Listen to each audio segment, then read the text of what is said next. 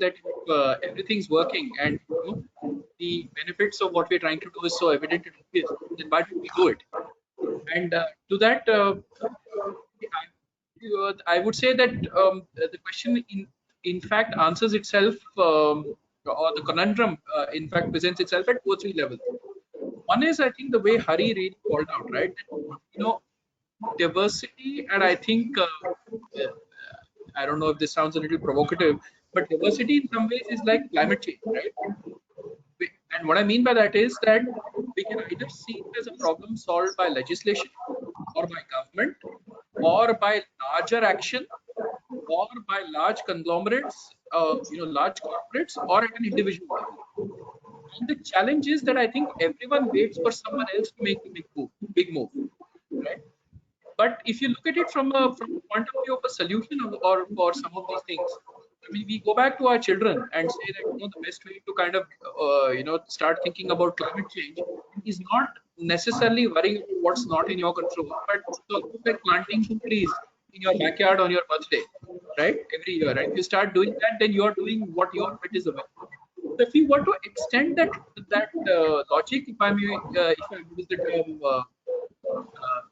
into a diversity perspective, I think the challenge at social level essentially is around, I would say at two levels. One is to say, what kind of work do we see as appropriate for women to do? And let me share a quick story that we have from a joint venture that we have called Tata Starbucks, right? The starting premise of Tata Starbucks essentially was that at the end of the day, it's about an experience that you have over a cup of coffee or anything that you. So Tata Starbucks really is about that experience.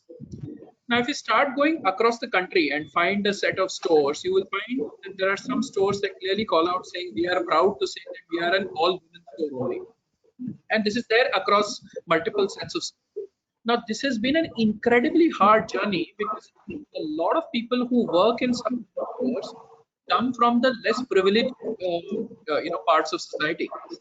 So therefore, to go and say that you therefore have to first of all work, second of all work sometimes in potentially in a shift scenario, third work in what effectively gets seen as a retail outlet, hence selling coffee, is a huge challenge. And we've had situations wherein parents and elders of the families, etc., haven't spoken to the girls, or the baristas who are working at the store, saying that we would rather not have you work than to work in a scenario like this. So, I mean, and to go back to, I think, the point that Hari made, sometimes what this involves is a deep, strong commitment that you have to make, which is to say that I'm okay even if the store opens a little later than my planned opening date, but I will not do it without it being all women store.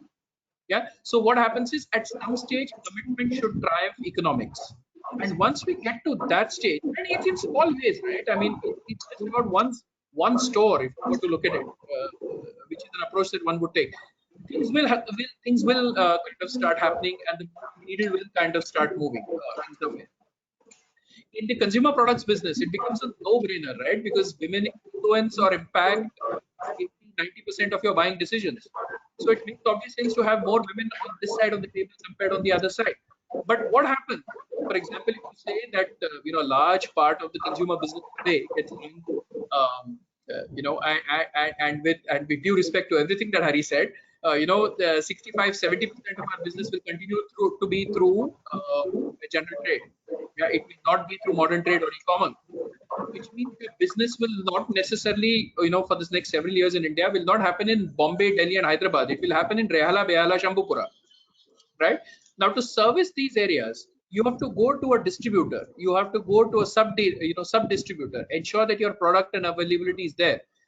The question is that a corporate can take a view to say, I will therefore not put women executives into these areas because they are inaccessible or difficult or whatever, and therefore I will, not do that. And then when it comes to being able to promote women to be able to take on these roles, then you say you don't have the requisite sales experience because you didn't take that step. Yeah. So sometimes it's about being able to make the investment in the right places. So to come back, what I would say is that the key thing in my view that we need to solve for is not equality of outcomes, but equality of opportunity. So this whole concept of what is a level playing field is something we've got to really think hard about. It's like my saying that I watch 99% of TV and my wife watches 1%, and my wife does 99% of housework and I do 1%, so we are even, right? So sometimes I think the difference between causality and correlation is something that we've got to really think about. So being able to solve for this essentially involves a lot of men, if I'm use the term, to really recognize that there is strong business value to be delivered, but this is not like running a sprint.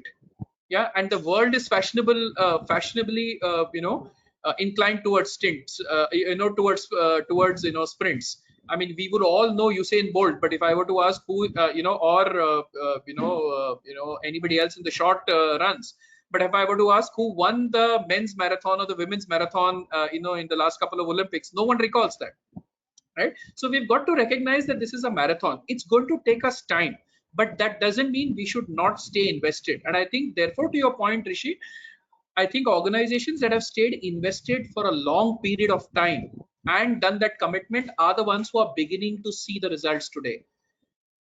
I remain optimistic, especially in a country like India, because for the first time last week, we now know that we have 120 women to 100 men. And this is something that's just come out last week. So the point is, we're now getting to a stage wherein we almost virtually won't have a choice.